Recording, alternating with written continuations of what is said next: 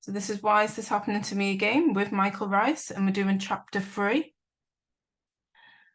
And these sessions are recorded so they're shared publicly to support others in these teachings of why is this happening to me. Is this session for you? Have you ever had conflict in your relationships, attempted a geographical cure, tried unsuccessfully to change others? Have you had thoughts like, why is this happening to me again? Why are they doing this to me again? Why am I doing this to myself again? Why can't life just cooperate? Are you willing to take your responsibility and go through the symptoms of healing? So that's what this session is going to be about. And I'm just going to quickly run through these. So I'm Yinka and I run Hear My Voice Book Club, which is an inspirational self-development books. These are the type of sessions we've got on this week. We've got Feel of Fear left for the 5 AM club tomorrow, which starts at 5:15. Children's meditation with Shoshana at 7 PM tomorrow. We do have Manchester and Liverpool events. We did our Manchester one last night, so it's not on until the 14th of June, which is the second Wednesday of every month. If you're in Liverpool, we have it on the 31st of May, and it's all Law of Attraction and Abraham Hicks teachings, and they start at 6:15.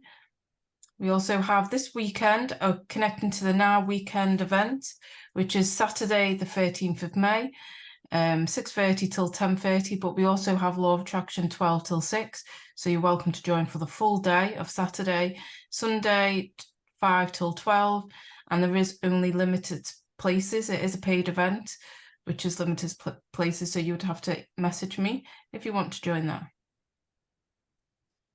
And our next monthly book club, which Michael might come and help us with this one, because Michael used to teach this, A Course in Miracles, this is on the 1st of June. We've got 2 times at 10:30 AM, which I don't think Michael will be at, because that's only 5:30 his time. But we've got an 8:30 one as well, so we have 2 times for our monthly book club. Cool, I'm glad to see you're doing the course. Yeah. That'll be fun. Mm-hmm. It's my first time doing this one as well. Powerful. And then we do have WhatsApp groups helping people, keeping people connected. We have lots of different ones. We have a social one, we have just an information one, we have a Jodie Spencer one, because we do have a lot of Jodie Spencer fans in the book club, and we've got a 5 AM one. And calling in the one is just for those that are on the course. And Hear My Voice Book Club runs non-profit events that everyone can take part in, regardless of your financial status. But I ask for any donations to go directly to Michael tonight, if it's associated with anything to do with the 5 AM club that we did this morning or tonight's session, that all donations go towards Michael and supporting him in these teachings. Thank you. Welcome. So we're just going to start off with some shoulder rolls just to get our bodies ready for the session and just to release any tension that you might be carrying, or just to loosen up the body. So choose a comfortable sitting position, nice deep breath in, draw up those shoulders, and exhale. Nice deep breath in, and exhale. One more time, nice deep breath in, and exhale. And I always like to get the body moving. So if you want to get up and stand and just give your body a really good shake out, you can do. You can do it in your chair if you want to. You'll hear a bit of music and you can get up and just give your body a good shake out, ready for the session.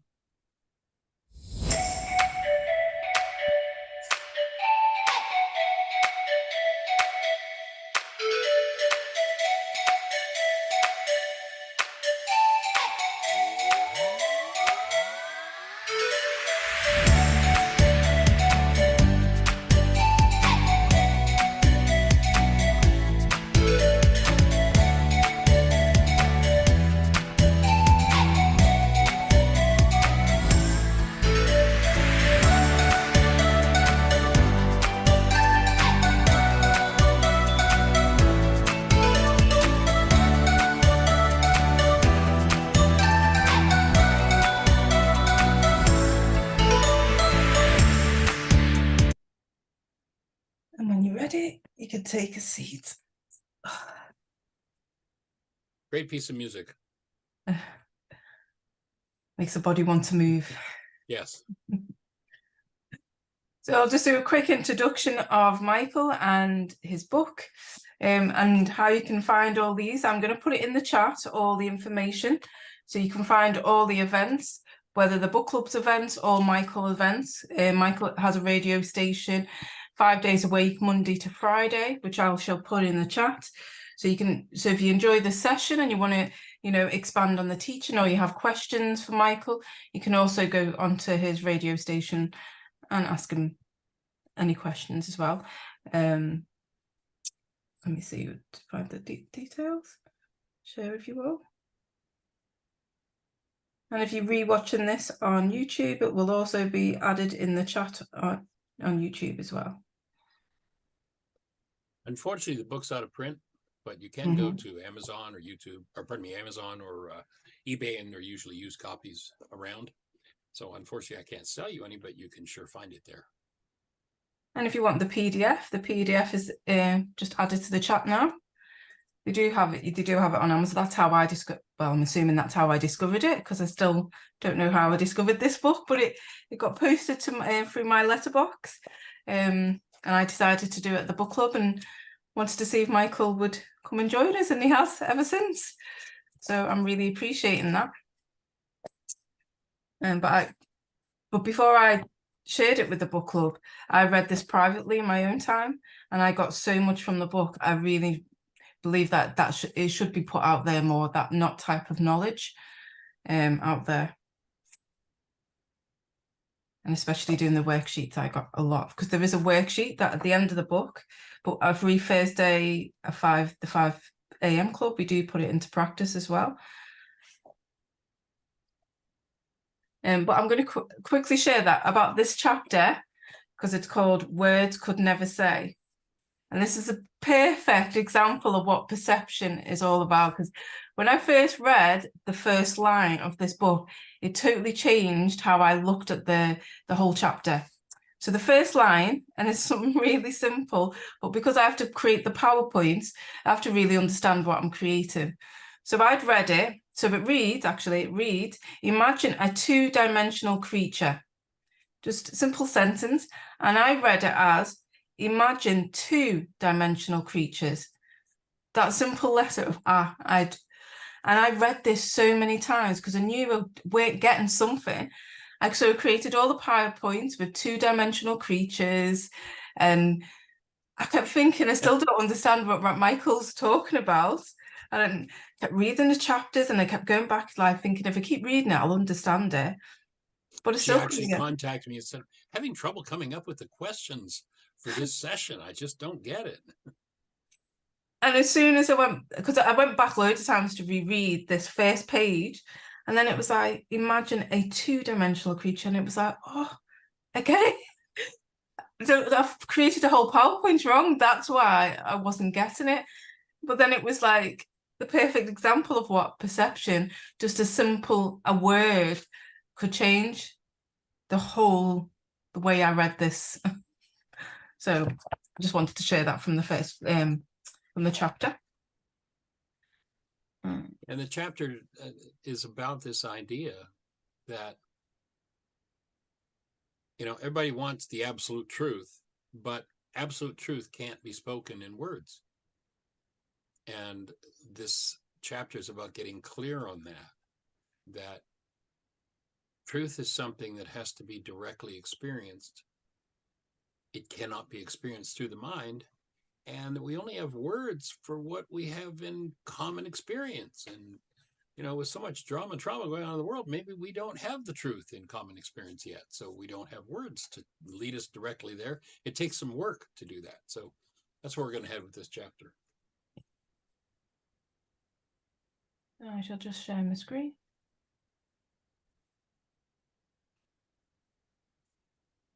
So remembering throughout the session to breathe, whatever triggers or come up, or any thoughts that come up that may trigger you, remembering to breathe, because holding your breath is exactly how you acquire a past about something and carry it with you. Holding your breath attaches the pain of an experience to a reality in the mind. If that reality is triggered, even through external circumstances, do no justify it. There will be pain. So it's remembering to breathe. Notice your breath throughout the session.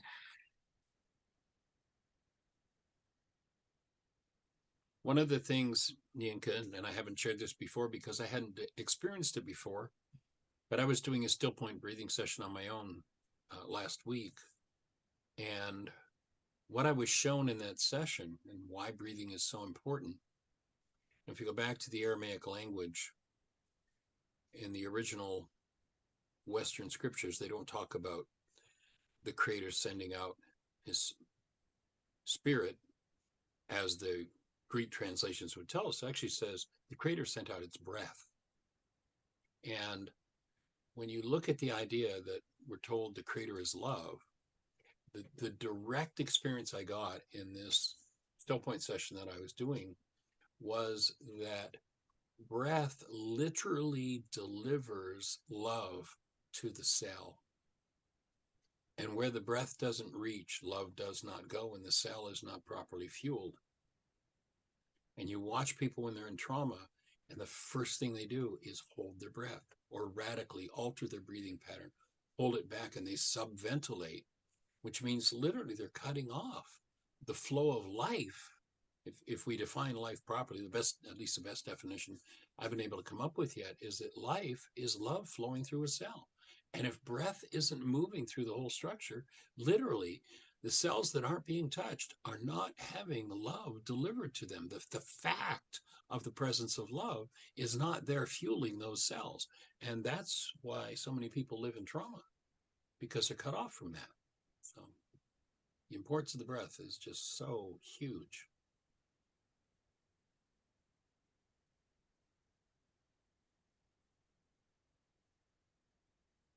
All yours. So in the previous chapters, Richard, a successful man, in his late 30s, following the breakup of another marriage, had contacted Michael. Richard felt his life was a mess and was desperate and wanted Michael's help. We looked at internally generated realities and the nature of the continuous silent dialogue that operates consistently and automatically, forming the basis of his decision in life. Bringing Richard's awareness that if he's in pain, his thinking was in error. That the trigger does not cause his feeling, it only resonates what is already there.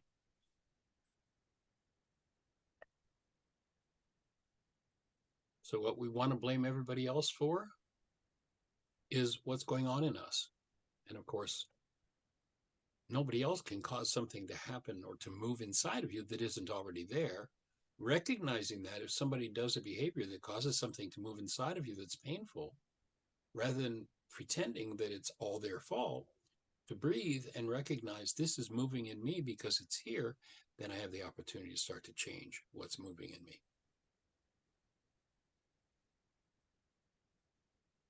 Someone's Corey's asked, is there a way to breathe, or is just breathing like natural?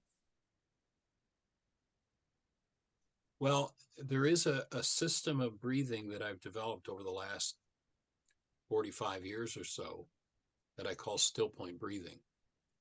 And that's a way of using the breath to access what's been hidden on a cellular level in the past, vitalize the cell sufficiently to allow that energy to move and to be released from the cell. So there is a process called still point breathing. It is a process that can be very intense. And so it's not something that I've ever taught or written about or demonstrated outside of a live workshop setting where people have support. And the reason for that is because when you start moving the breath in that way, whatever is locked down, whatever's hidden within will start to move. And of course, most of the things that people have hidden from themselves are things that are traumatic. So I don't leave people on their own to fool around with it and get trauma moving and not be able to work through it. So the only place I teach that is in a live workshop. Which I recommend, because I join that one as well when I can. What's your experience been with that, Yinka? For me, it just takes me, but for me, there's a sense of I go back home when I do it, when I really allow myself to relax in it. It's just that kind of sense. Because when I had my brain injury, that's when I really tuned in. And that's what it feels like. It takes me back to that breath that I had in that moment. Right. Yeah, and the breath is called still point because once one starts to move into that type of breathing, it tends to lead to a place where, as opposed to holding the breath spontaneously stops and it's an opening posture. And in that place where the still point happens, it seems to be that the cells are fueled sufficiently, vitalized and empowered sufficiently that they can then open and start to yield up hidden content. And that's why, again, if the hidden content's based in pain and trauma, and oftentimes it's generational issues that move, you don't want to just leave somebody on their own to resolve that or to figure that out. And so again, that's why ultimately it's a process that's meant to be used for yourself, by yourself. But in the beginning, you want to have guidance and support in going through it. Someone's asked, how does still point differ from Kundalini breathing, Kundalini breath? In my awareness, there's so many different types of breathing practice. If you look at pranayama and such, powerful stuff. And each one has a different purpose. And Kundalini breathing, my best understanding, my direct experience of Kundalini is that there's a mistaken understanding of it, and that understanding and my understanding could be mistaken too, but my understanding of Kundalini is that there's a theory that residing in the base of the spine, there's an energy, and that energy comes up the spine, and that's called the Kundalini. That's not my direct experience of it. I think that's a mistaken understanding. What I've found is that Kundalini, or what's been described as Kundalini, is simply blocked energy that's starting to open and allow movement through it. And it can happen anywhere in the structure. Because in societies where there's a lot of macho energy, one of the main places where there's blockage is in the base of the spine, in the base chakra, sexual energy. And so oftentimes when people start to move into what they call Kundalini breathing, the energy moves in the base of the spine, not because there's an energy that resides there, but that's where the block is, and the energy is going to start to break through that block. I've experienced Kundalini moving in an arm, or can happen in the neck, or anywhere in the structure that there's a block. It isn't that there's an energy that resides there, it's the energy that's blocked there. And when a block opens, the energy makes its appearance in kind of a shocking way if it's been locked up and all of a sudden it's open and flowing. And so it can appear anywhere. And if you get the proper breath moving, then all blocks in the system will begin to dissolve and begin to melt. And so that's the idea of still point. And that's my best understanding of Kundalini. So I've had many people who've asked me, well, is it like this? Well, I've done this, I've done that, I've done that. And universally, when I say I either don't know or no, that's not what it is, when people experience the still point breath, it's a whole different process, a whole different experience. So that's been my experience over the years. From my experience, and I'm very much of try it out and have your own personal experience of the different techniques. Yeah, if I remember correctly, you'd had some not so good experience with breath work and were a little hesitant of, I'm not sure I want to do that. But once you taste it, it's awesome. Yeah. And that's what I do like about the still point, it's the gentleness of it. Yeah. There's no pushing or forcing, it's just very gentle. Yeah, some people like to push and force to get sensation. The idea is not to get sensation. I mean, if you want to, you can huff and puff, do the old blow your house down kind of hard breathing, and that'll create all kinds of sensation, but it's not going to resolve anything in particular. Where the still point breath is a very gentle subtle process. And as the energy starts to build, then things open and move.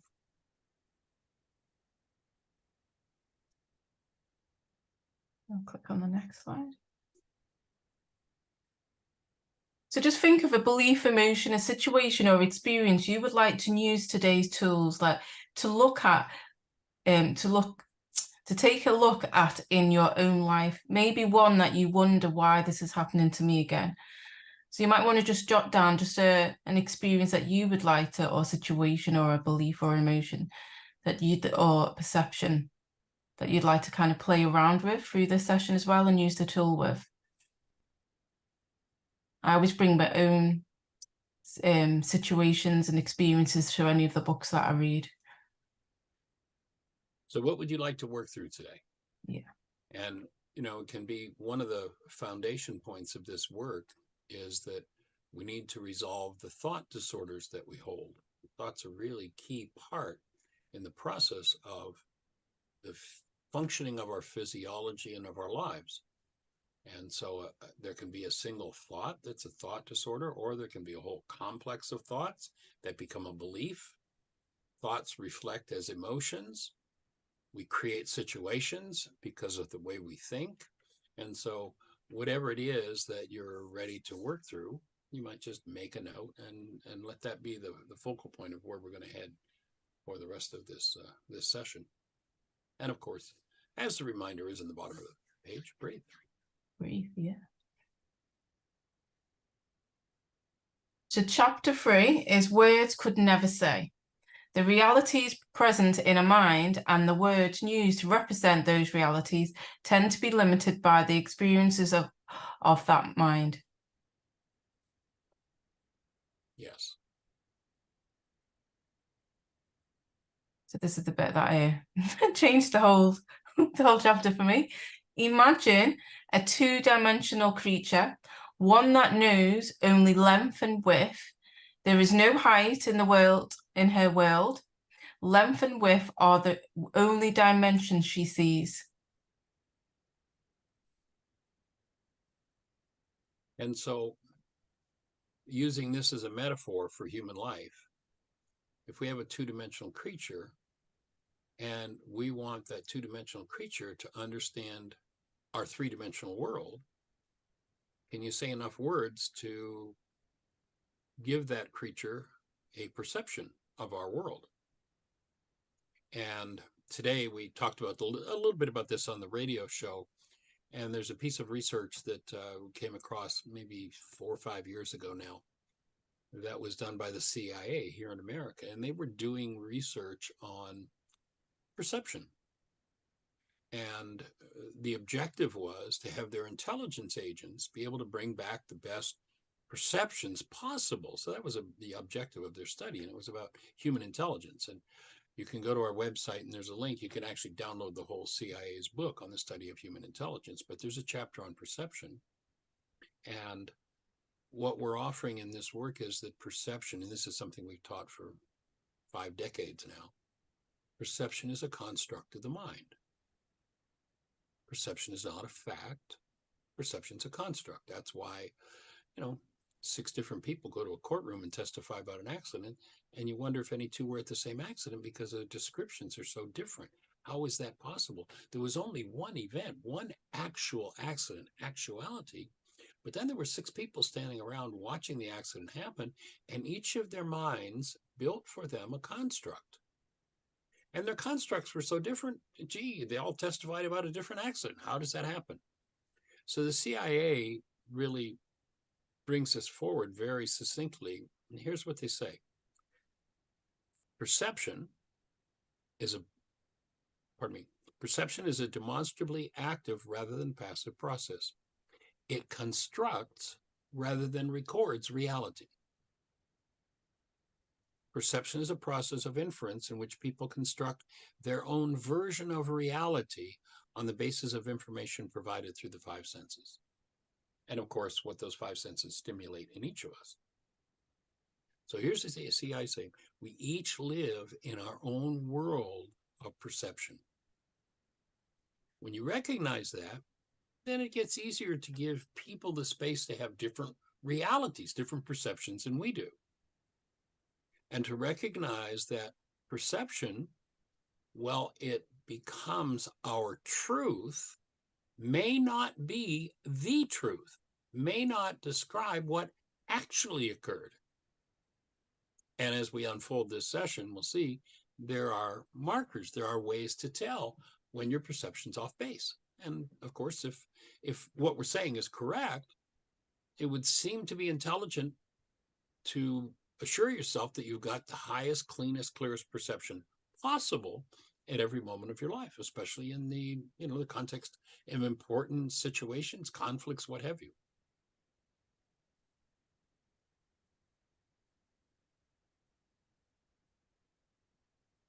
So we want to play basketball with this creature. As we introduce the basketball into her space, imagine yourself in her position. You have a limited view of what is going on in the world. You can see only the length and width of things. Your ability to perceive is narrowed by one dimension from your normal human perception, from a flat context, a three-dimensional perspective, and understanding is impossible. And of course, recognizing that there are power structures in our culture that dictate that certain perceptions are required. The philosopher Friedrich Nietzsche said this: all things are subject to interpretation. Whichever interpretation prevails at any given time is a function of power, not truth. So who carries the biggest stick? The king wants it to be this way, everybody listens. In fact, they call what the king does the writing of, or the dictating of laws. And of course, if you think law is the rule of a superior, even if that superior is the creator, you're going to be in trouble. It's interesting, in the ancient Aramaic language, the word law does not mean the rule of a superior, and you better watch out because the superior is going to get you if you don't agree with his or her laws. It's power that runs that game. In the realm of the actual creation, it's truth that determines what perceptions are correct. Perception ultimately needs to be based on truth to function within the actuality of the world. Now, there's some interesting Harvard research that says that in a time frame where 10,000 brain cells are firing, there are 10,000 measurable units of electrical activity. You got somebody hooked up to electrodes and you're measuring brain cell firings, 10,000. And in that time frame, what they established, this research goes back a half a century now, they've established that the max amount of data that goes into conscious awareness, that our perception is made from, our individual unique perception is made from, is a max of 9 bits of data. So at any given moment, each of us is looking at a max of 9 bits of data based on what perhaps is as many as 10,000 brain cells firing within us. And it's been estimated in that time frame that the actuality may contain as much as 20 trillion bits of data. Now, if those numbers are accurate, and I'm not saying it's literally accurate, it's just to understand the game. If we're living in a 20 trillion bit actuality with 10,000 brain cells firing, and we get to look at 9 bits of data, what are we looking at? We're only looking at evidence. We're not looking at facts. And when we realize that, then the effort becomes to make sure that our perception is based in fact and truth, rather than, well, the authority said we have to believe this, therefore this has got to be the right answer.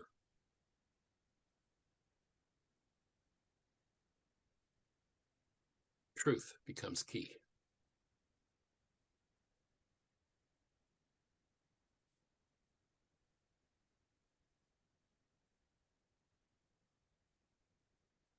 So Richard, when the basketball is moved in the two-dimensional creature's space, what does she see? She's going to experience a flat line, actually perhaps just a dot at first, then a series of flat planes until she gets to the other end of the ball when it becomes a dot again, replied Richard.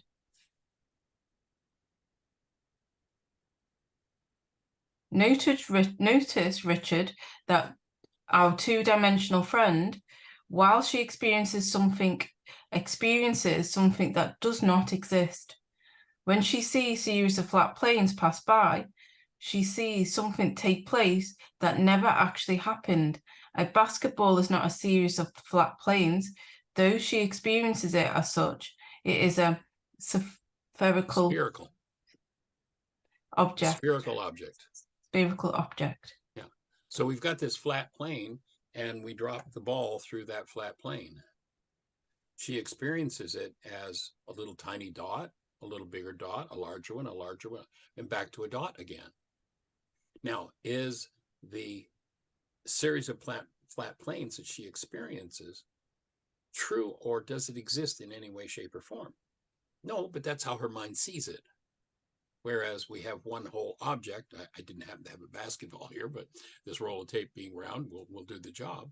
So when we realize that it's a whole object, all of a sudden, this two-dimensional mind made up a whole world of all these separate, if we named the first plane Bill and Harry and Mary and, a series of individuals.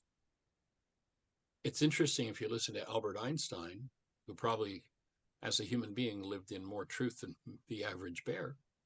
Albert Einstein says, if you think you're separate or separated from the rest of humanity, you're living in an optical delusion.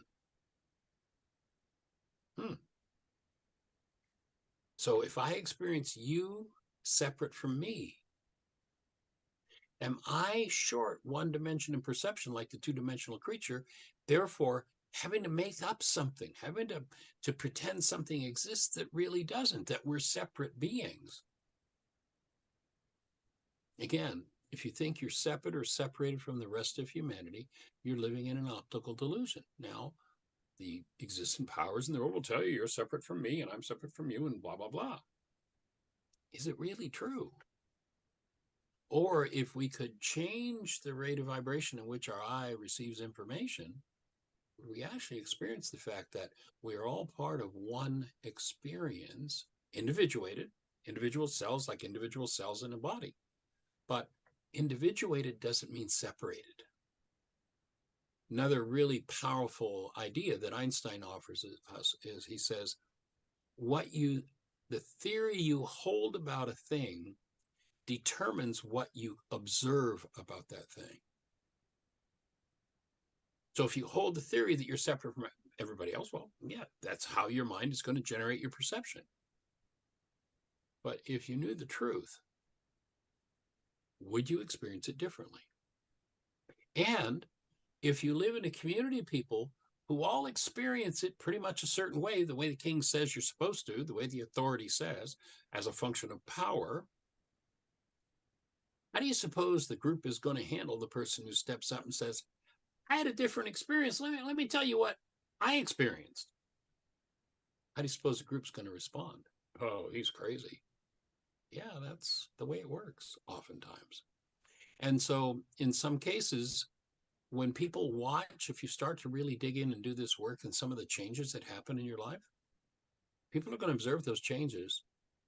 And some of them are not going to be very happy at it. Some of them want you back believing what they believe, living in what they choose to live. And so some people will ask you, gee, I'm seeing some big changes happen in your life. What's happening? Don't believe that they always want to know. Sometimes the only thing they want to know is how they can disturb and disrupt the changes you're going through to try and drag you back into the reality structure of the world that they live in. So just be aware of that.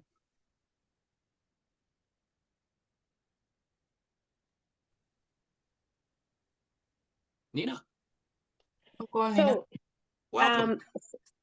Thank you, Michael. So let's say, because I can so relate to it, where you meet people who are trying to disrupt it, but they sound very curious about what have you been doing, or where did you go on retreat, and what type of experience did you just have, so that they could just dissect it and bring it to the brain and try to tell me that it's not real, whatever. My question is, when that question is asked, how do you respond so you do not kind of disrespect them, or not judge them, but also kind of shoo them away and say, I probably don't want to discuss it. How do you handle those situations? Well, my take is that I'll offer people a thought or two, or maybe offer them one of the tools. Say, well, there's some tools that help you to shift the way you see the world. Here, try this one. And if they're serious, they're going to try it. And they're going to come back with questions. Like, for instance, the focus of this series is the worksheet called Reality Management. So you might, and we've got, if you haven't been on one of those sessions, in the archives, there are, I don't even know how many now, probably 5 or 6, Yinka, sessions where we've walked somebody through a whole worksheet. So you might hand that person, say, well, here, this is a tool called forgiveness. It's different than the world thinks of forgiveness. It's not about me letting you off the hook. It's recognizing that if I'm in pain, my pain's inside of me, and there's a way that I can remove that pain. And so here it is. And offer it to them. And if they're sincere, they'll go, well, let me try it. And they'll come back with questions. But if you can see that all they're looking to do is find a way to punch holes in it so they can drag you back into their game, the best thing I've found is just to, kind of stay silent. Just let people do what people are going to do. In the ancient teachings, there's a phrase where they said, "Don't cast your pearls before swine." Now, that didn't justify, judging somebody as swine, but it's like if you're moving toward a higher understanding and you recognize that that higher understanding is not being welcomed by someone, then just let loose of it and don't try to pass it on. And the early stages of doing work like this, the understanding and the structures in the mind can tend to be rather fragile. And so if you're fragile with an idea, especially if you're with people who are, going to be hardline, they're going to, just keep it to yourself. Because when you've got a fragile ability to generate a reality, a perception that's more based in truth, and you're dealing with people who all they want to do is shoot holes in it, that reality being fragile can be easy for them to knock out. Leave the conversation until a later time where it's solid for you and you're pretty sure, you've had enough experience with it and go, I understand. I mean, if you've got somebody that's got a discussion or an argument with this or wants to knock holes in it, bring them on to the session and let's have a conversation. People can talk to me till forever about the holes they want to shoot in it. I've got enough experience with it that they can't shoot holes in it because it's true. It's the way it works. But when the understanding of that's fragile in the mind, I would suggest letting go of the need to convince anybody or show anybody that might ask questions for the purpose of just dragging you back into their game. That'd be my take. That's something I'm also discovering. Yeah, it's... Don't believe they always want to know when they ask, because some people don't really want to know. Does that make sense for you, Nina? Yes, absolutely. Yes, it does. Cool. Thank you. Where are you located, Nina? I'm in Canada, Vancouver. Oh, really? Oh, cool. I'm a Canuck. Oh, are you? I was born and raised in Ontario, yes. About 40 some years ago, I discovered a place they had no winter and I moved south. That was a no-brainer for me. I'm right now in that spot. Where did you move to? Well, I started out in South Florida.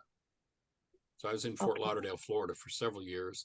And Fort Lauderdale just became so overrun in the wintertime, it became a rat race. And I realized that only the rat wins the rat race. So I left South Florida and moved. So I'm now in Bristol, Virginia. Good. I'm at that spot right now where I see the rat race here in Vancouver as well. And I am looking to, some change there. Yeah. I'm getting that guidance already. Well, we'll hold the space. Your guidance is right on track. You might want to wait till, if you're thinking of the States, wait till after the next presidential election to see where that goes. There's some crazy stuff happening here too. Yeah, sure. I will. Thank you. Oh, thanks for the suggestion. Nice to meet you. All right. Nice to meet you too. I'll let you carry on. Cool.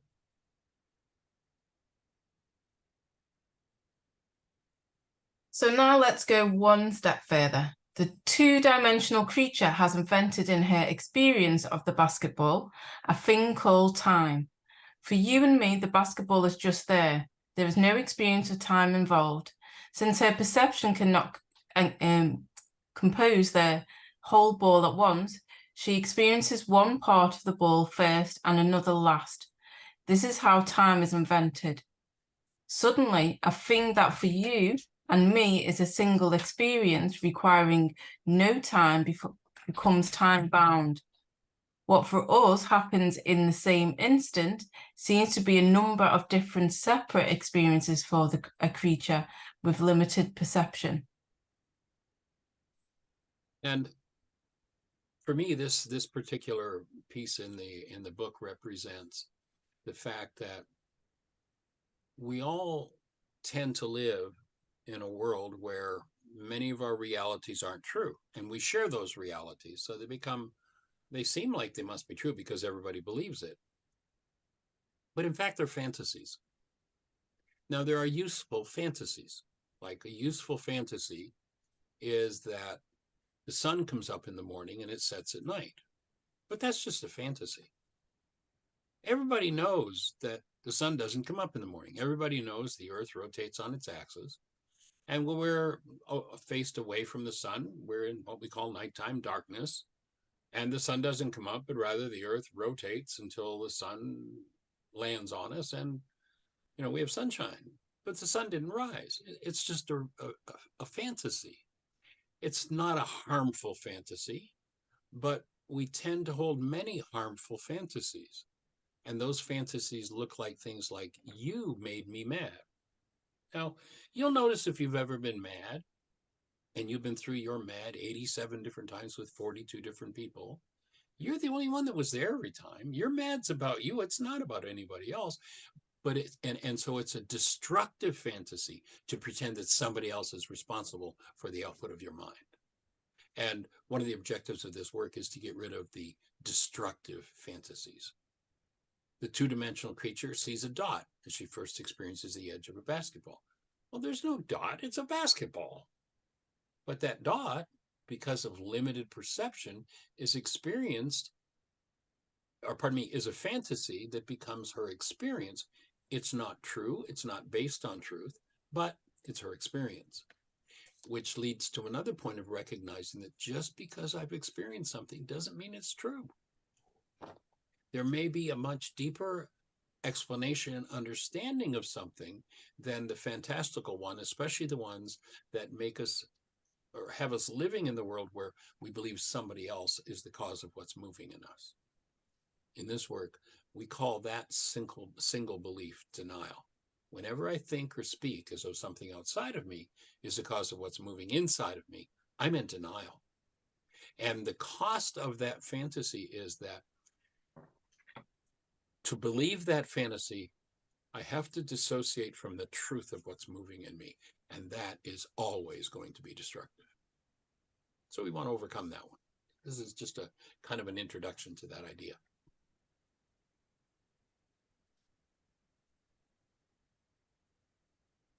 You might imagine that the two-dimensional creature names her separate experiences. She calls the first Joe, another Mary. Each aspect of the ball, as it comes into her awareness, becomes something different. Size, shape, nature, and character change with each perspective. As a result of this limited perception, she invents and experiences a world that doesn't exist. Except as a structure in her mind.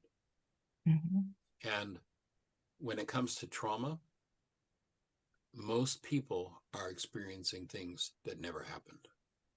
They are simply reflections of generational energetic patterns that live in this fantastical world and ignore the truth.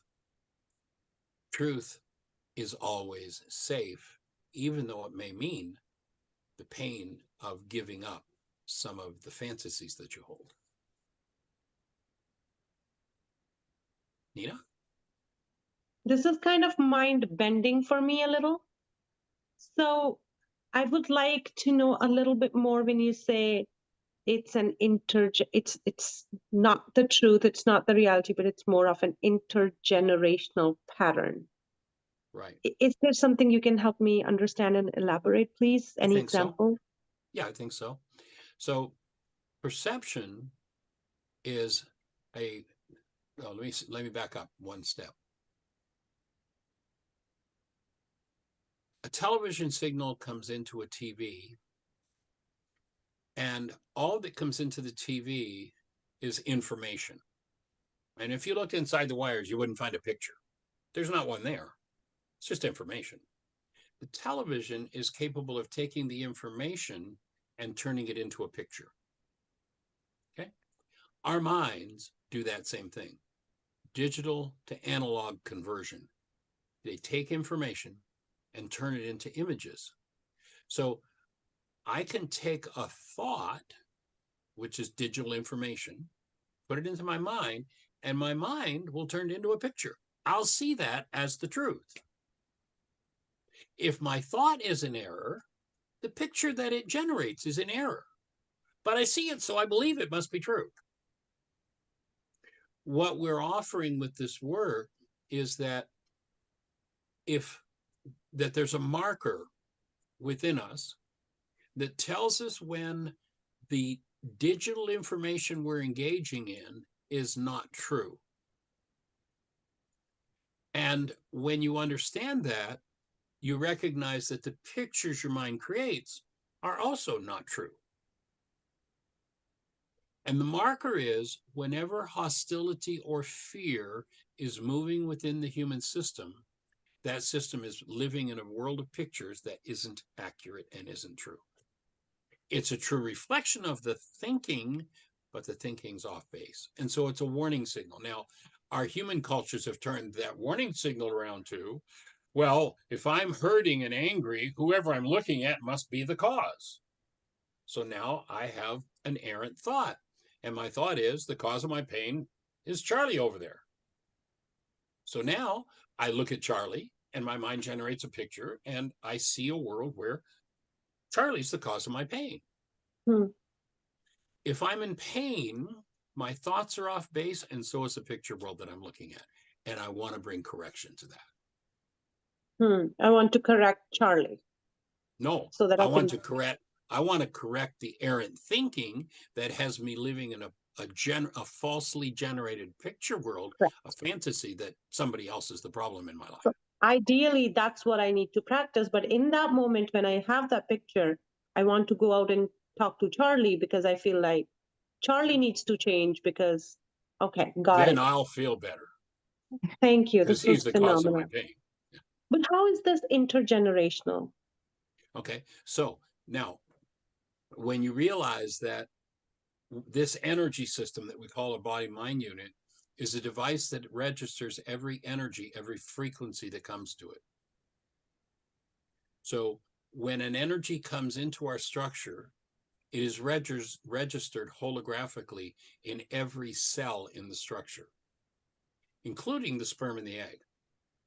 So were you to conceive a child tomorrow, that child would have in its structure every thought you've ever thought, every feeling you've ever felt, every reality you've ever engaged in. It's going to be stored holographically in their structure. The same way as you have stored in you the generational patterns of your family system, of your culture.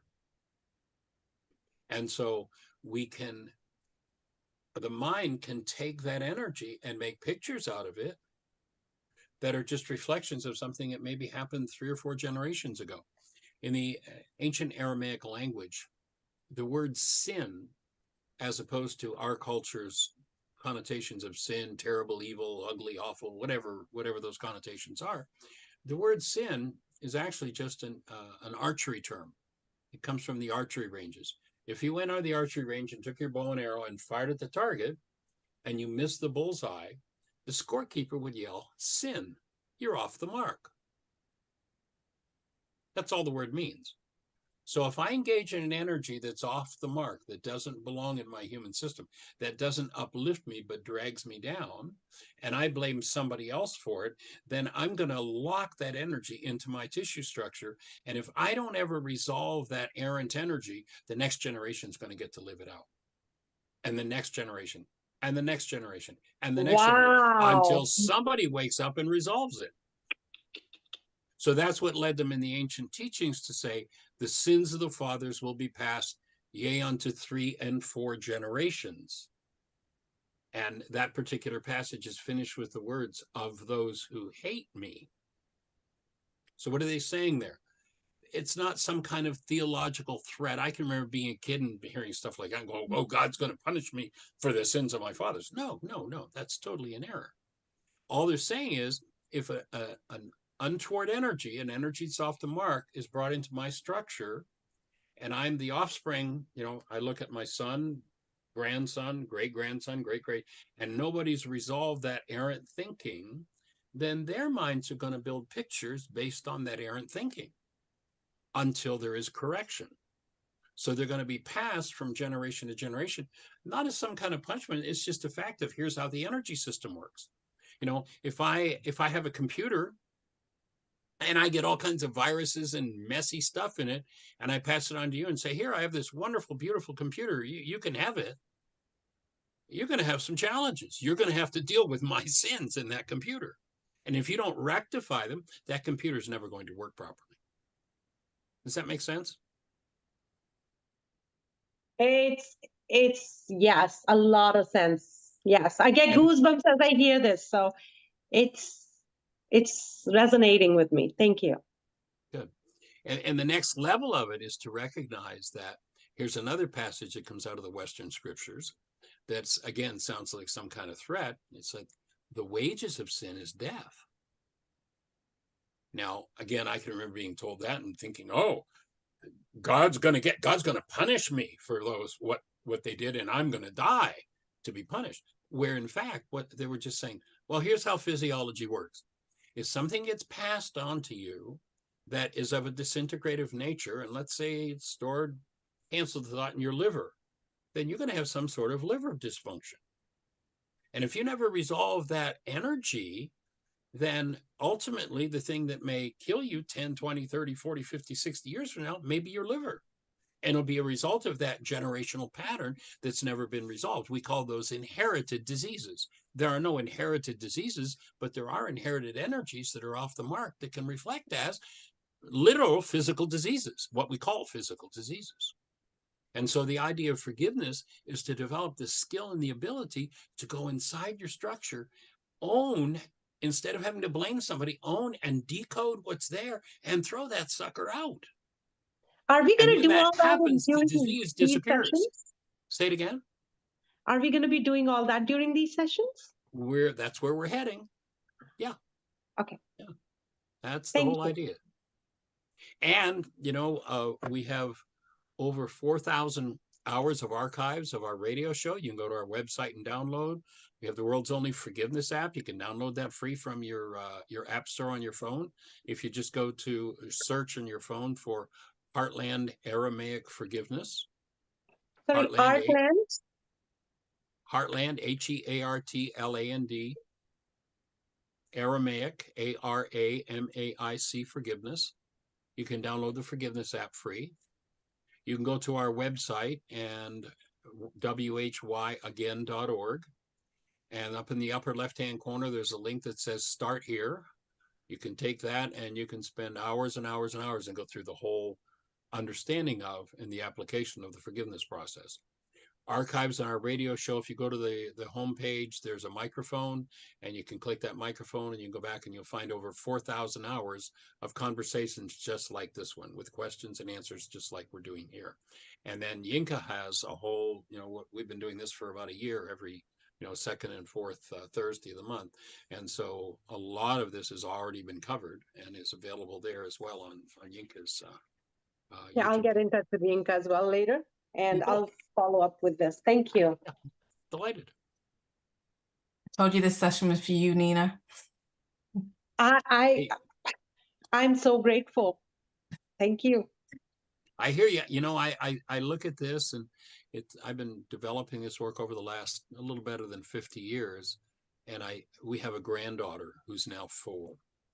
And she has a level of understanding where, and I've shared this a couple of times on our sessions here, but back a couple of months ago, she's about 3.5, and she's really into anatomy and physiology. She wants to watch a video on anatomy. And so we put this video on, and it's a kind of a cartoon outline of a human form and all the organs in the form. And they sort of, you know, it's for kids. They fall out on the floor in order of size. And then these organs all sing, and they tell you what their part is in the body. And so the eyes, it's their turn to sing, and the eyes sing this little ditty. It goes, I am your eyes, I am your eyes, I see the world around you. And my granddaughter, Arya, who's 4, looks at me and says, Papa, they don't understand, do they? We see with our brain, not with our eyes. I mean, can you imagine what your life, what I can hardly fathom what my life would have been like to have that knowledge at 4. Yeah. So, yeah, the idea is to make this. Would you also say or imagine that it's because all the healing that you've done that has been passed on to next generations, that the next generations are able to think that way? Yeah, absolutely. And also the fact that from day one, you know, she has taught me very clearly, you know, when I had my kids, I knew what my purpose was as a father to a degree. Not nearly the degree that I do now, but I've learned from and with my granddaughter to recognize that who she is the presence of love as a human being. Who I am as a human being is the presence of love.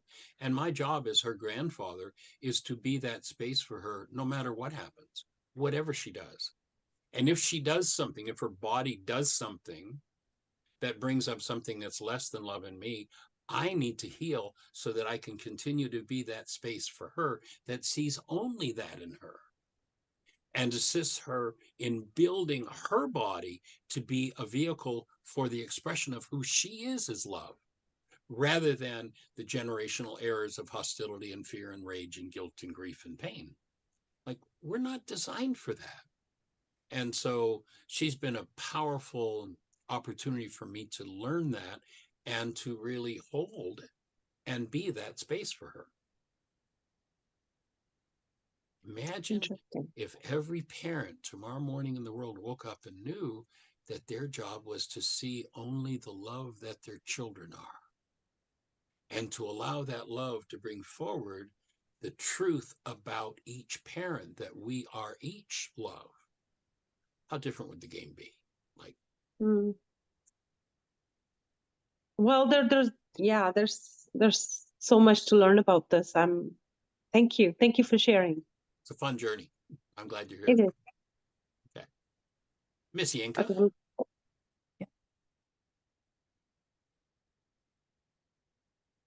I love this picture. Yeah. So that can be a tough one for the human mind to grasp, and is an important principle to recognize. If your perception is limited, you can experience something that never happened, except as a perceptual reality in your mind. We are often taught to experience perceptual realities that don't exist anywhere but in our minds. We are also taught to believe that those realities are true in the world outside of us, when they are not. Yeah, the number one thing that you know about any perceptual construct that comes up in your mind is that it's true about you. It might be true about somebody else too.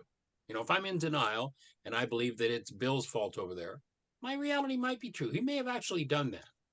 He may actually have that characteristic. But if it's coming up with me, especially if it's coming up in me with pain attached to it, I know for sure it's true about me. And when I resolve it, I may find that it had nothing to do with Bill. It's gone.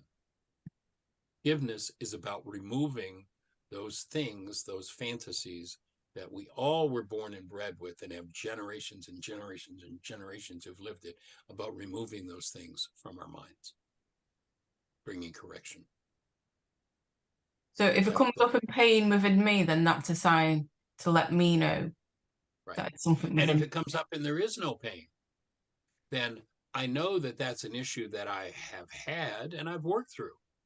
So now, instead of having to rage at Bill for it, I can, with compassion, recognizing what it took for me to work through it, I can be a space of love and compassion for Bill to work through it as well, rather than try and shove it back down his throat. Mm-hmm. So it just changes the whole game.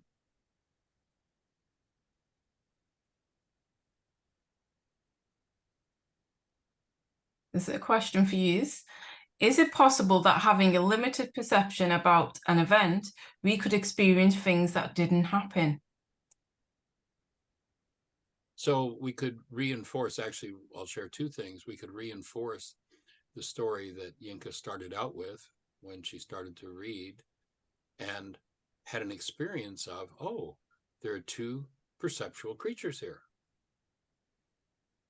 And worked in a chapter under an illusion that existed only in her mind. And today in the radio show, Yinka had shared that in our chat room.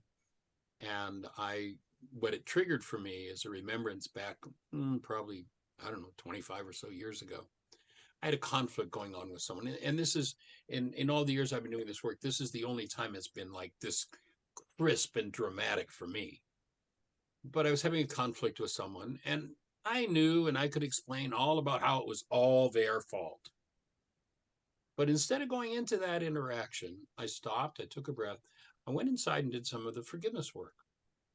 And literally, like 2 minutes later, my mind could not even remember. I mean, it was so clear that this was mine and it was about me that I couldn't even remember how it even tried to rationalize that it belonged to them.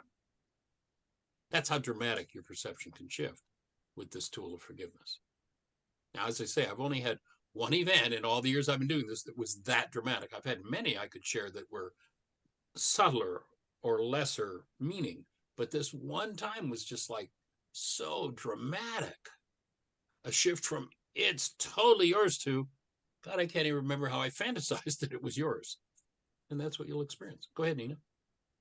So I can relate, because I think why I'm here today is because I've had a little bit of conflict in one of my relationships, and I want some help there in terms of how do I use this work there. So if, let's say, you and your partner or your friend, somebody you have conflict with, they want you to take responsibility. So if they are that other person who wants you to take responsibility of how they're feeling, yes, how do you, so I understand about forgiveness, that I can go work on myself, but if they constantly want you to take responsibility, how do you suggest we process that?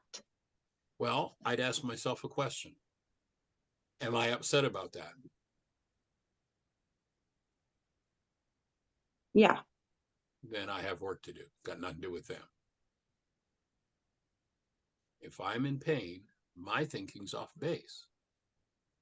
And so the first order of business, my mind, I actually have come recently to understand that people who live in denial become, and it's so common culturally in the world that, except for, I think, maybe a few outlying indigenous cultures, virtually everybody in our world today, by the time they're 4 or 5 years of age, is a card-carrying member in the one world universal religion of blame.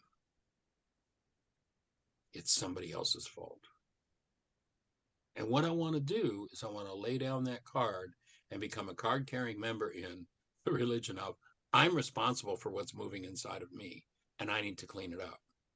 And when I clean it up, when I realize that this person, this person may simply be a fully realized, enlightened being, that when I put out the call of, I need somebody to blame, they said, okay, I'll go in and take the heat to give me the opportunity to forgive what's going on in my mind.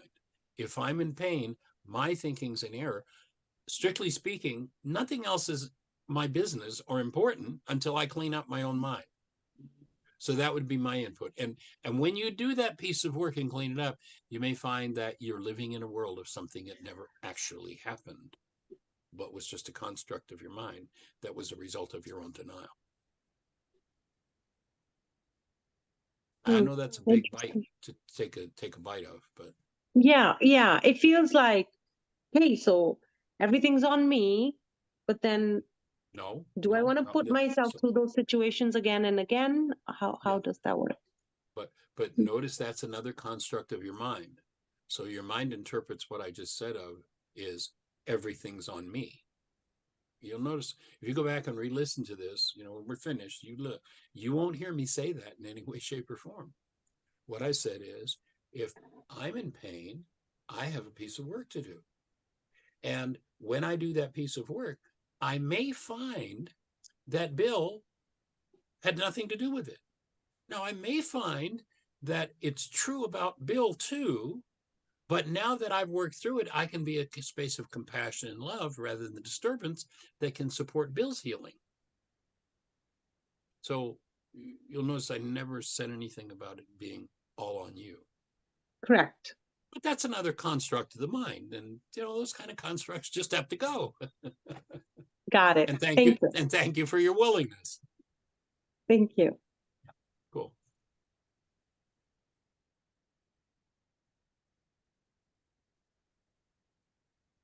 So imagine our two-dimensional friend's parents teaching her about basketball.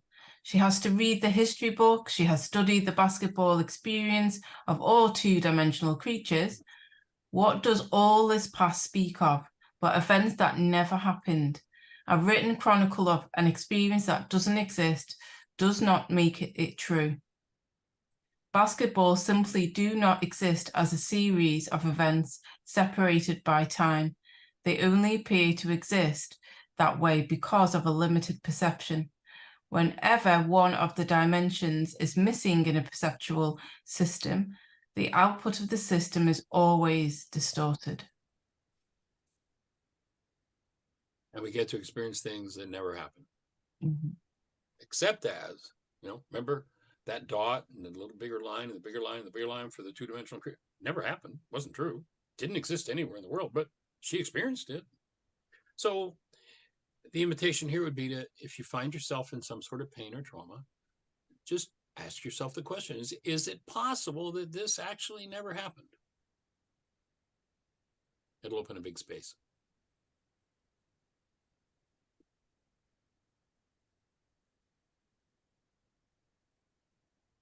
So is there any time in your life when you can recall knowing something for sure and then finding out your perception of the situation is an error? Too many times. Mm-hmm.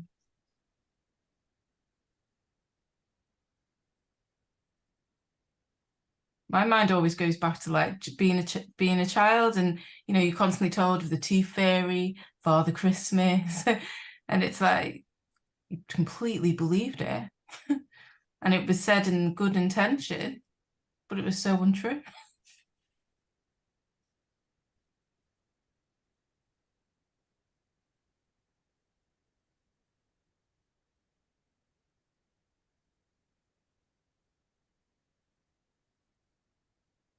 And breathe. Yeah.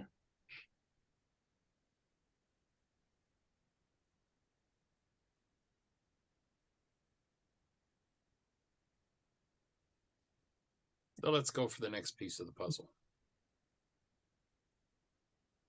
So how do I go about assisting our two-dimensional friend to bypass the false realities in her mind so she can experience an actual basketball?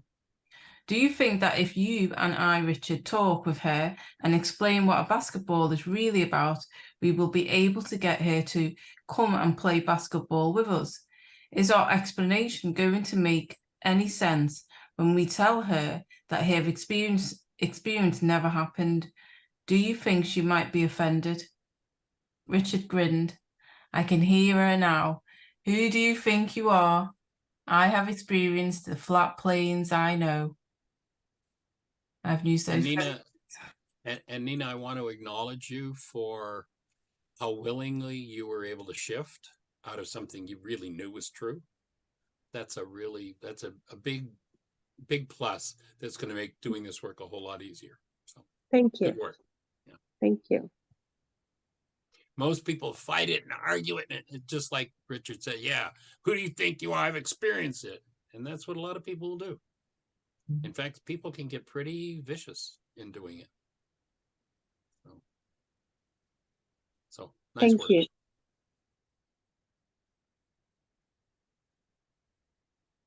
So all the words from our world aren't going to be of any use in her world, because the word she knows, though based on the same actuality, described a totally different reality. How can life be so different from the way I perceive it? And our friend's question, how can the basketball be other than a series of flat planes separated by time? How do you get around this predicament? And ultimately, what you're going to find as you move out of the world of human structured realities and language systems, that there aren't words for the actual description of what's really true. I mean, literally, we're all looking for it in intellect and words, and it's not there. It's actually in the exact opposite, in the ability to collapse that thing called perception, because that becomes an interference. And yet, for most everybody, it's the key to life. It's how I get to be successful and get the things I want. It's an interesting dichotomy to move through.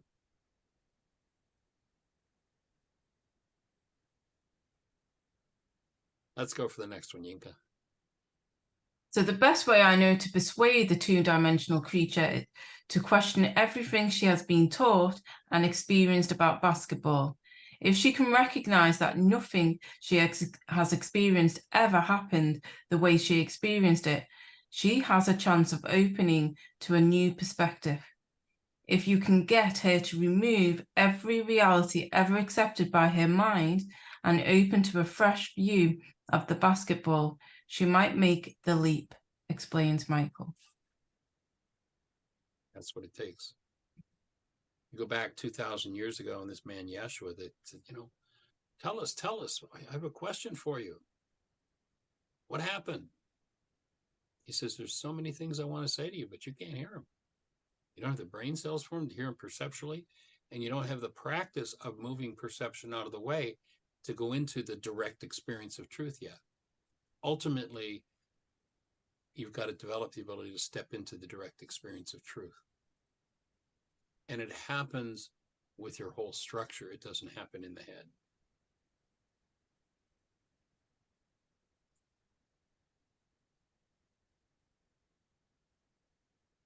So are you willing to question realities that you hold? And you can put it in the chat if you want. Yeah. Of one of those realities that you hold that you're willing to question. Can I maybe? Go for it. So, so regarding this conflict, and I'll work on the same one because it's relevant. So my reality in this case is that, and I'm convinced right now that this is my reality, is that this friend of mine is really unhappy, and she just wants to sit me down and just pull me down and just tell me what's wrong with me, because I see it as a pattern. I resolve one thing, she'll come up with something 2 months later. So my reality is that she enjoys this behavior. Mm-hmm.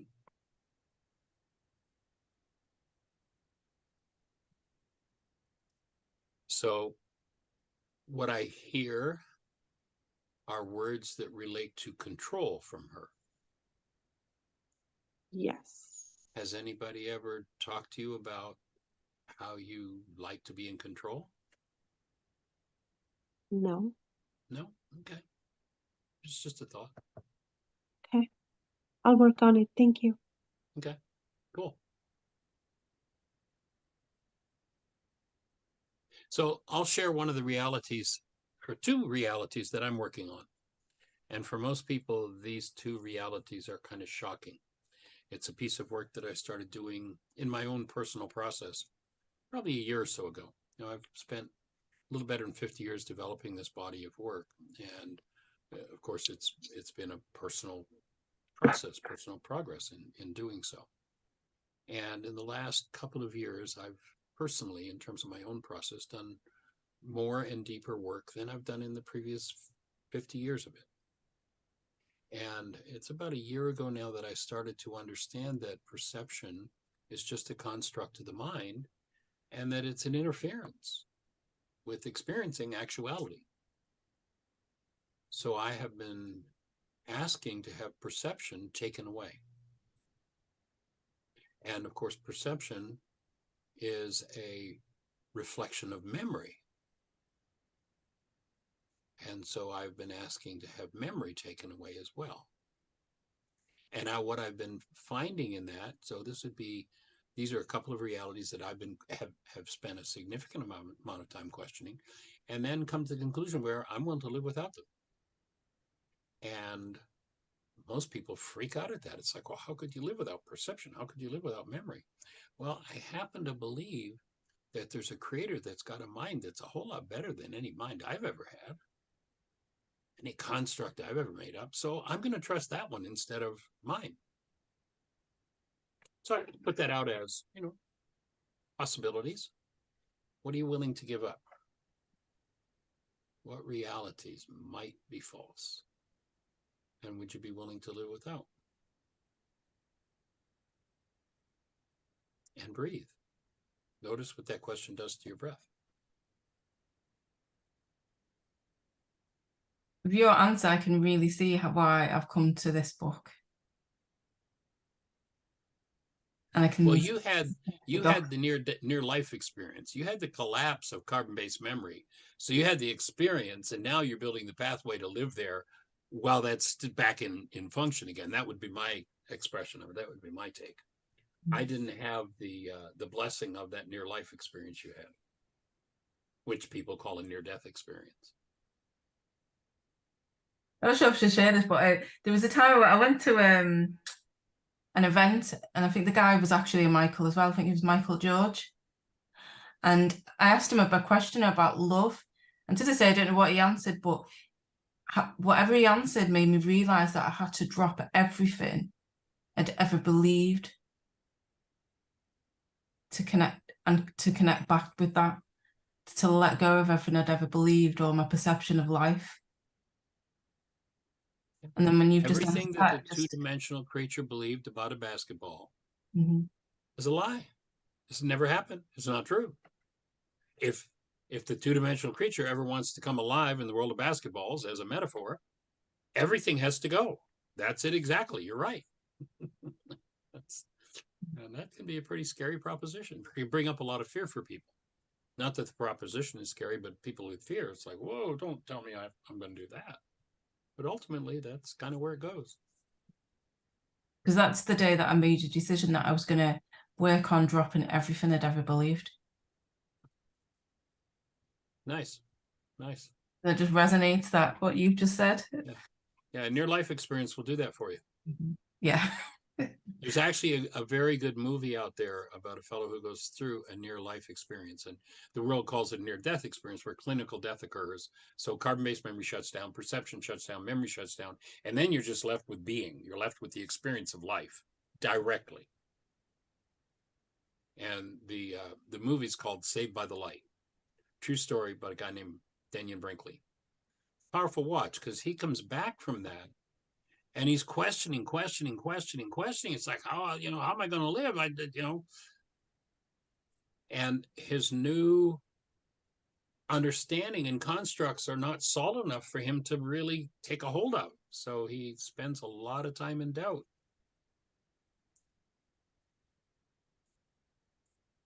And then, well, if you decide to watch the movie, you'll see what I'm talking about. Saved by the Light, Daniel Brinkley. It's a book also. And I know Daniel, and he was literally a hired government killer. That was his job. He was an assassin, and a pretty nasty guy. The movie shows. I actually acknowledged Danyan for allowing a movie to be made that showed him being as mean and nasty as he was as a kid and as a young man and as an assassin. And then his quest begins when he's struck by lightning and is dead for several minutes. They actually put him on a table to be taken down to the morgue. And a friend of his came in the hospital, walked by the bed that he's in, ready to go down to the morgue, and he sees the sheet draped over this body moving. He started breathing again. And he comes back, and the rest of the story is his pursuit of, what do I do with this? So, or are you willing to question every reality that you hold? And maybe, like the two-dimensional creature living in a three-dimensional world experiences nothing true, maybe as a three-dimensional creature living in a four-dimensional world, nothing we've experienced to date is true. And that could become the platform for truly opening to what's going on and what the possibilities are for us as human beings. So, joining of each of you in the journey. Big question, this. Yeah.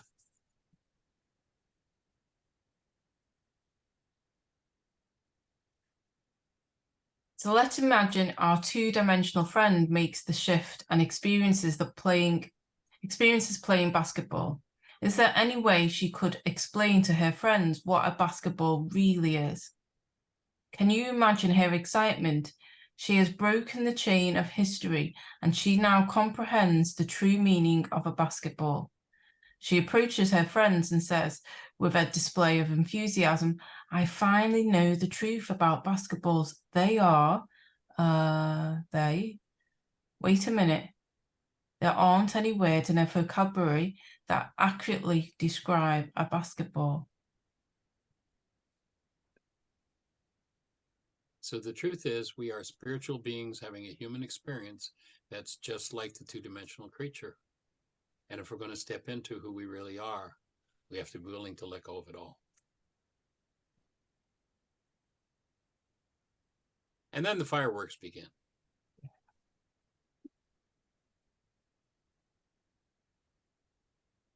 So how would you go about assisting a friend to bypass their false realities in her mind, and so she can experience an actual basketball? Do you think that if you talk with her and explain what a basketball is really about, you will be able to get her to come and play basketball?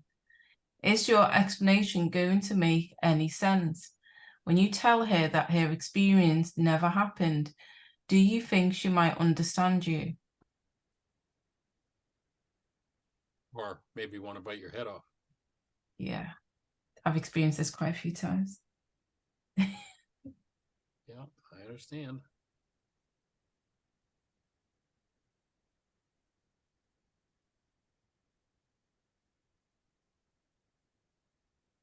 And just notice your breath and breathe.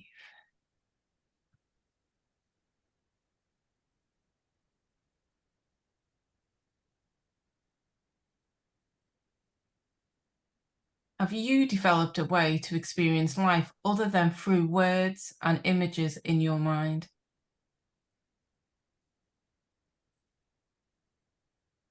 So this question alludes to the fact that there's a whole different way, whole different set of senses through which you can experience life and not have to depend on taste and touch and smell and hearing and sight.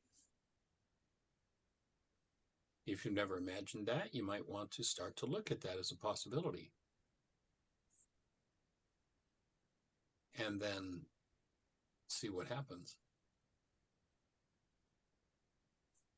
My offering is that when you allow yourself to go to that, it is far richer than anything perception could ever feed you. Nina? I feel like myself as a two-dimensional being asking this question right now. Could you elaborate that? Could you please elaborate when you say you can experience something without taste, touch, sight? what is it? My curiosity, I think, is kicking in, as in, what is it like, and what does that mean? Well, in truth, there are no words to describe it because it's not an experience, so we don't have a language for it. However, it has been called intuition. That, and if you break that word down, intuition, inner teacher, inner tutor, that there is within us a teacher that will give us that experience when we're open to it. And when we develop a relationship with it, some people have called it going into reverie or daydreaming even. And just giving yourself time, one of the ways to enter that realm is meditation, is that you go into shutting the senses down and just let yourself taste what's happening. And there are other ways to experience it than what we've been locked into with five senses. And if the scientists can't measure it and taste it and smell it, then it doesn't exist. Well, it does exist. And most people are clenching so tightly to their perceptual structures and their senses that that's a big threat. But it's actually the biggest gift you could ever get. That's how kind of, when I experienced a brain injury where all my senses got shut off, I was blind, I couldn't speak, I couldn't move my legs or my arms. So everything was shut off, but my senses of, I could sense when somebody was walking in the room, couldn't see them, couldn't feel them, you know, but I could sense before they even walked into the room that they were on the way. Those kind of outer senses were so strong. I could smell people from afar. If you go to YouTube and put in the search terms, blind boy,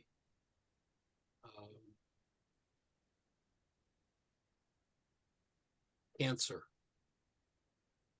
and seeing, blind boy, cancer and seeing in YouTube, you'll come up with a video of a boy who, I believe he was 3 when he got cancer of the eyes and had both of his eyes removed.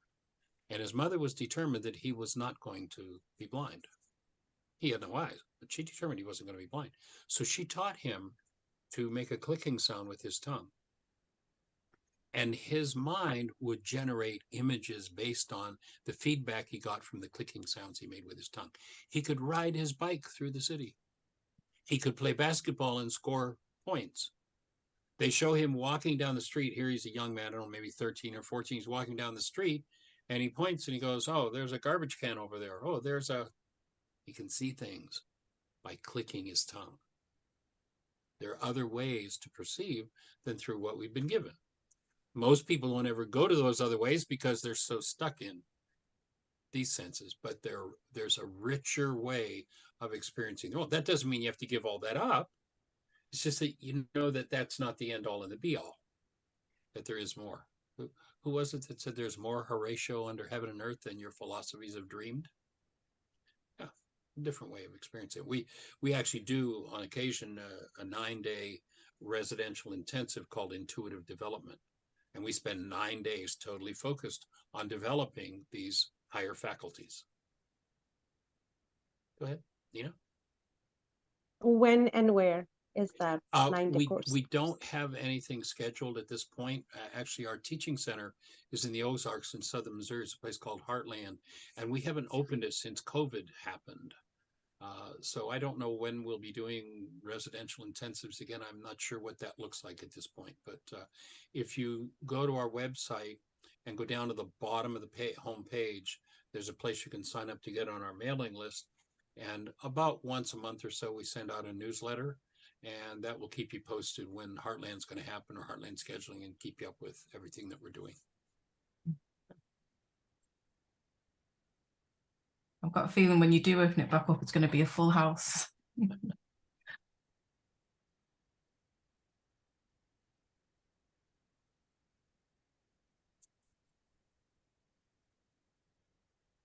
I ask these questions not to elect answers, but to invite you to suspect everything you think you know or have experienced.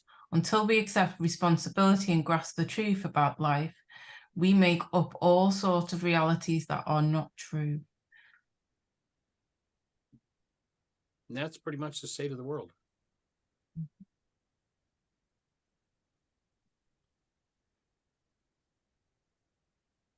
So Einstein expressed that we live in a four-dimensional world. Are we missing on perceptual dimensions? Does that keep us from experiencing the world as it actually is? If so, could we study enough, or would we even have any words about the actual world? Are we required to give up all of our experiences from the past in order to step into the truth about life? Interesting challenge.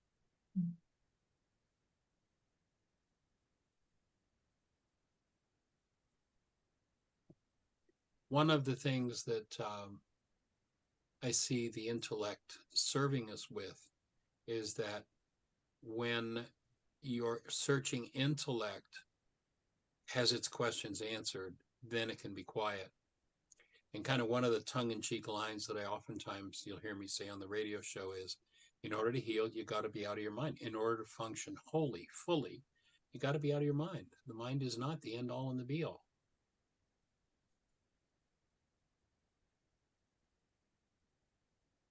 And what forgiveness does is it collapses the output of the perceptual mind.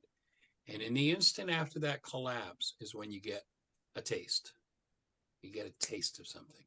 And as you practice at that work, the extent of that taste becomes more expanded, more expanded, more expanded, until it becomes the only thing that's really important.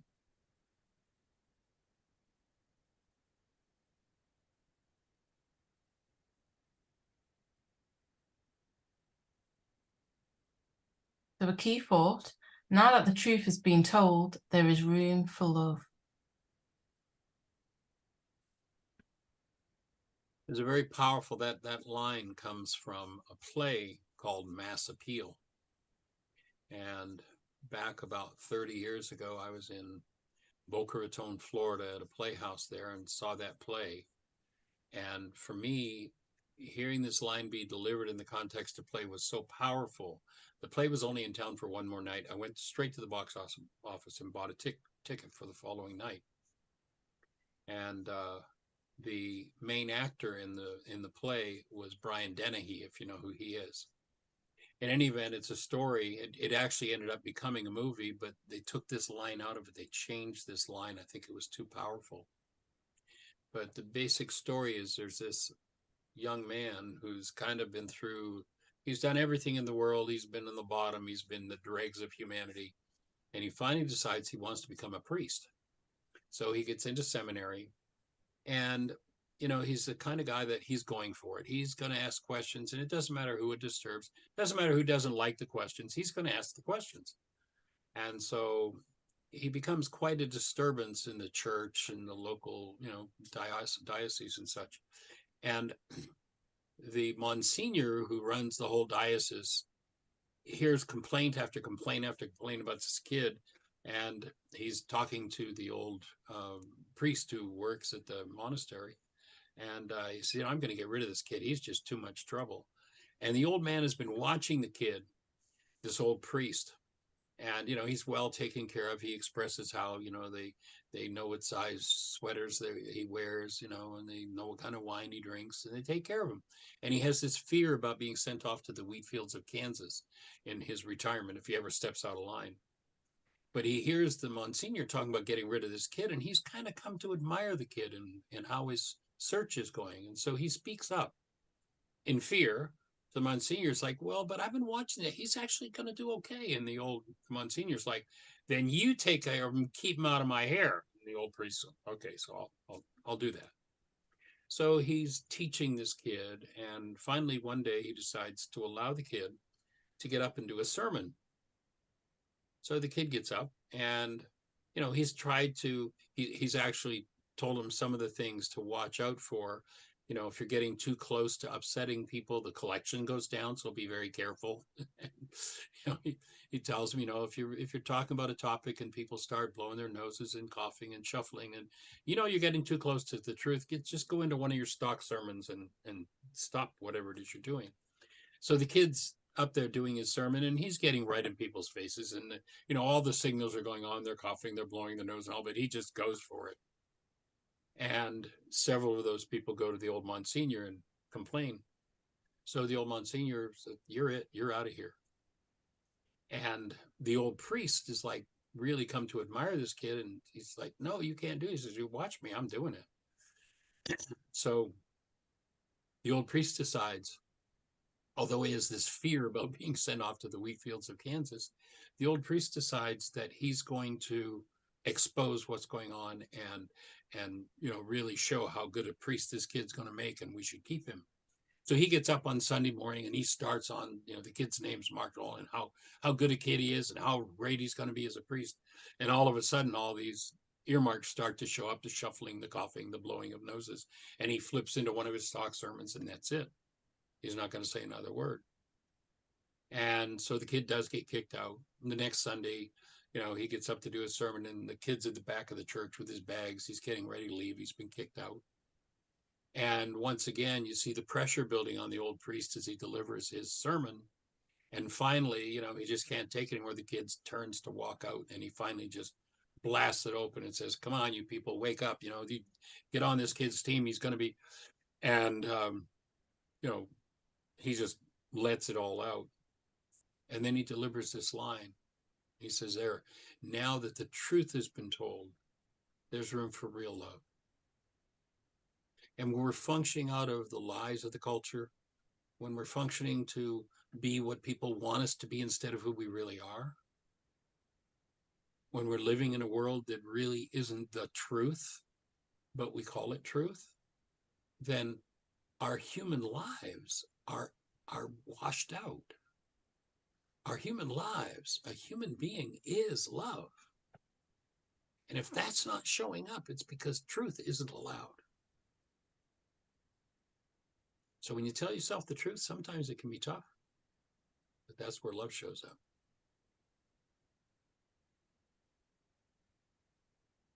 So if you ever get to see the play, when Jack Lemmon played in it, it came out as a movie, and I was there to see that first time I had an opportunity to see it, and waiting for that line to be delivered. I forget what it ended up being, but they changed it, and I think it was just too powerful for people to look at. Now that the truth has been told, now there's room for the real experience of human life to show up.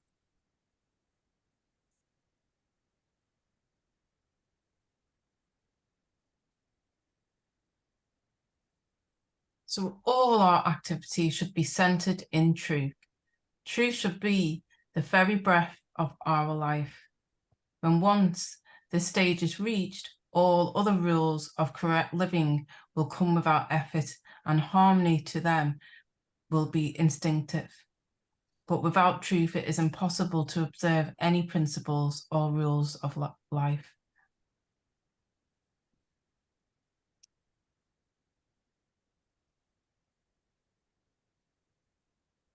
And we're just going to take a moment to breathe, because the best exercise, Michael knows, is to practice and strengthen your ability to hold space of love, is to close your eyes and allow yourself to become quiet with your awareness focused inside. Think of that which inspires in you the clearest, strongest, most powerful love you are capable of feeling.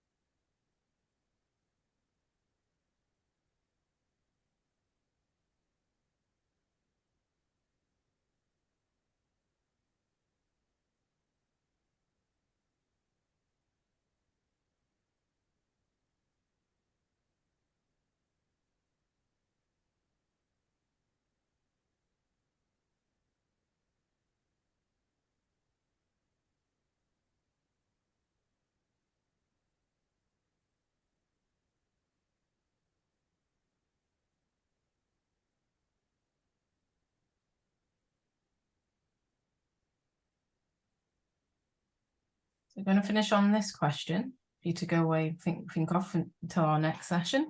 So what would your life look like if you were incapable of any form of fear and or hostility? So what would your life look like if you were incapable of any form of fear and or hostility?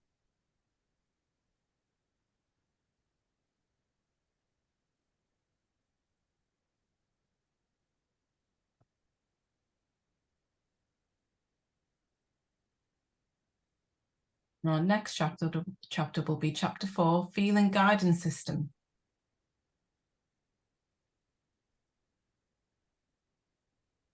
And what I'm going to leave us playing some music as it plays out. But I just want to say a huge thank you to Michael. Huge level of appreciation. Honored and delighted to be here.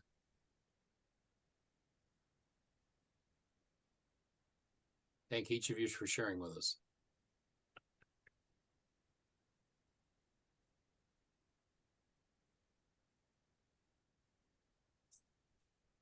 So I shall mute us all and just leave the music playing. You're welcome to stay or to log out.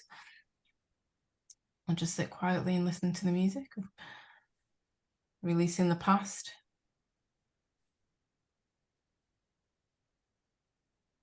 And I'll see you all soon. Blessings, everybody.